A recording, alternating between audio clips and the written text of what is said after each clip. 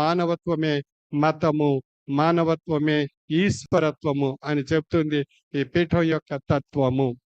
కాబట్టి మనలో ఉండేటువంటి తత్వాలను విశ్లేషించుకున్నట్లయితే చెడును తొలగించుకుంటూ మంచిని వృద్ధిపరుచుకునేటువంటి హంసతో కూలినటువంటి వాతావరణం, హంస పాలును స్వీకరించి నీరుని ఏ విధంగా అయితే తొలగించుకుంటుందో అదే విధంగా హంసతత్వంగా మనం మారగలిగినట్లయితే మనకు అంతా మంచి జరుగుతుంది.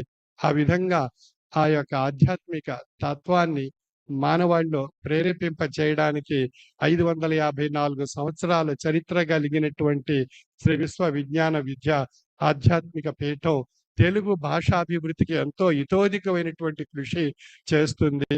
ఆ విషయాన్ని తెలియజేయడానికి 6వ పీఠాధిపతి గారు అంటే మా ముత్తాత గారు డాక్టర్ ఉమర్ అలీ షా సద్గురువర్యులు వారు తెలుగు భాషాభివృద్ధికి ఎన్నో సేవా కార్యక్రమాలు వారి యొక్క కాలంలో నిర్వహింపబడ్డాయి. వారు రాసినటువంటి ఒక చిన్న పద్యం మీ ముందు ఉంచుతున్నాను. దేశ భాష వధూటుల తేరి తేరి కావ్య మాధుర్యములు చాలా గాంచి కాంచి తెలుగు తీయని పలుకులు పలికినావు రసగుణ కదాంబ ఆంధ్ర సరస్వతాంబ అని చెప్పి ఆయన చక్కగా తెలుగును ఉద్దేశించి చెప్పినటువంటి విషయాలు.